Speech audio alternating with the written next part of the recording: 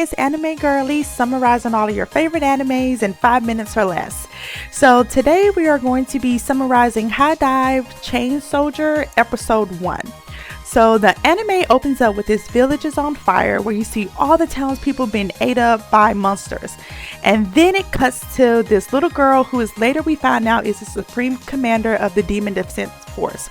After this, it cuts to a little boy. He is the younger version of Yuki, who plays the hero in this series.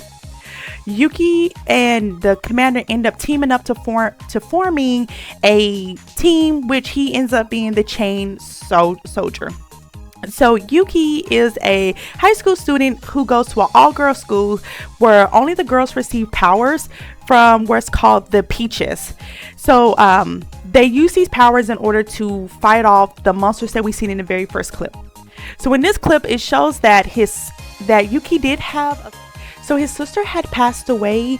I believe that she passed away earlier. So on his way home from school, he ends up getting transported to this alternate dimension where he encounters a Suki.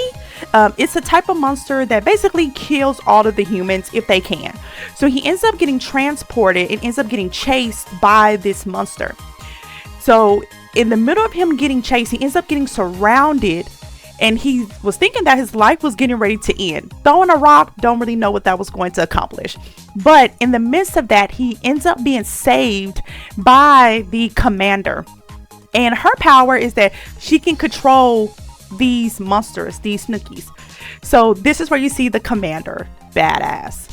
So while she is trying to help protect him, they end up getting away and running away from these Snookies. So once they are running away, she encounters her backup. These are the girls from Squad 7. So each of them have different abilities that allow them to fight them. So the girl with the green hair can create weapons from her arm. The blonde-headed girl, she can grow to be a giant, which can fight on par with the monsters. And then the pink-headed girl, she is able to locate any humans that are in the vicinity to try to help. So this is one of the humans that came with Yuki. He's looking for his sister.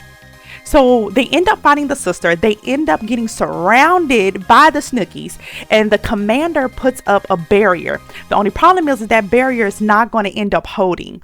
So this is when they try to figure out what's going to be their next move in order to make sure that they are able to escape.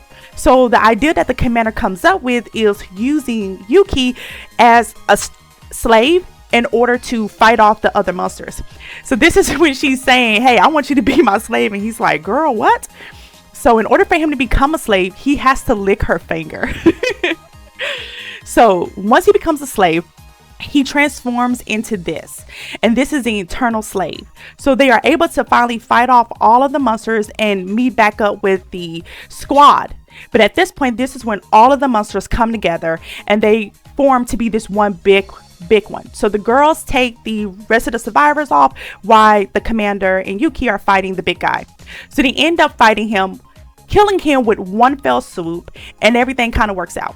At this point, she's thinking, hey, this might be a good idea to make him my permanent slave. If he does become her permanent slave, he will be offered a reward that is befitting of the work that he will be putting in.